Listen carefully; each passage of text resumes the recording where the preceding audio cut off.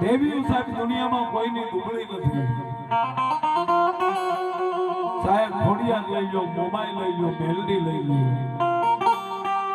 સાહેબ જેને બોળિયાની વસ્તીનો શ્યામ કહેવાય, મારી બોટ વાઢાળી કહેવાય.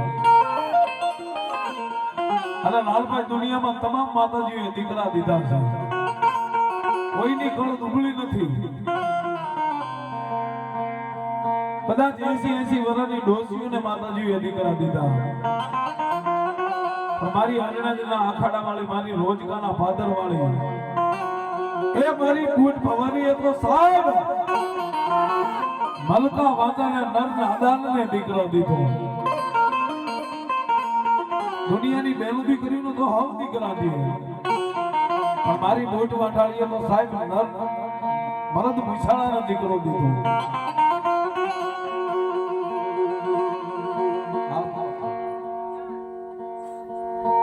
અમારા કાળભૈરવ દાદાના ભુવા 101 રૂપિયા આપી અને મારા દાદાને મારી ભૂતને બતાવો ચોકમાં જાણવું આપે.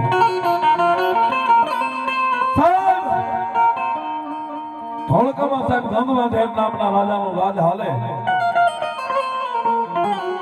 અને સાહેબ જેને ધંધુકાની નગરીની માલિકો ત્રણ રાણીઓ હોવા છતાં જેને દીકરો કે દીકરી કાંઈ નહોતો,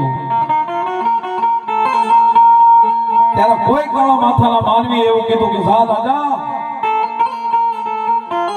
કદાચ તમારી ત્રણેય રાણીઓ જાય અને રોજગામાં મારી બાપા દેથા ગઢવી ચારણની દીકરી બુટના એકવાર તો દર્શન કરી આવો ને, મારી બુટ તમને દીકરા દેશે.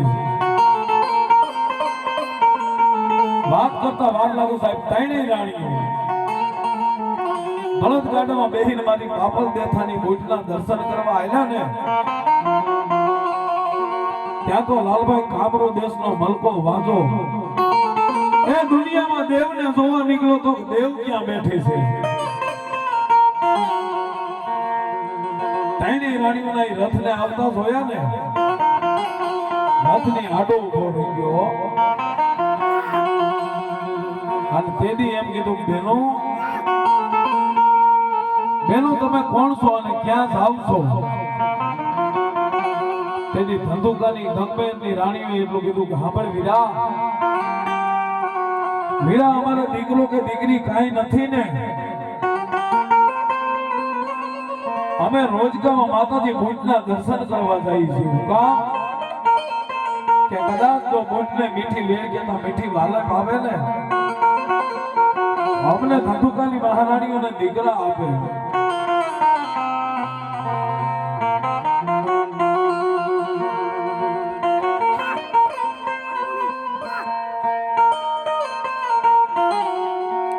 ત્યારે સાહેબ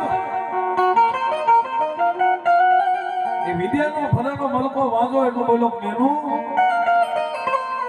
તમે તો રાજની રાણીઓ કહેવાય અને અમે તમારી રયત કહેવાય. પણ જો તને અમારી માથે દયા આવે ને તો થોડીક વાર તમારા બળદગાડાને આયા રોકો.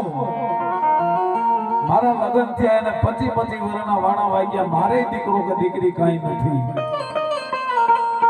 જો મારા ઘરેથી ભાઈને તમારી ભેગું લેતા જ આવો ને, કદાચ કોઈને જો વેળ આવે ને તો મને દીકરો આપે. સાહેબ આ તો વિદ્યાનો ભરેલો મલકો વાંચો હતો. એના ઘરે કોઈ ભાઈ નહોતી ને એના દીકરાની જરૂર નહોતી, પણ એને તો મારી કુટનું પ્રમાણ લેવું હતું. સાહેબ પોતાની પ્રાણકુટી કેતા ઝૂંપડામાં જઈ અને ફૂંક મારીને ઝાડનો દાણો ઉડાડ્યો ને,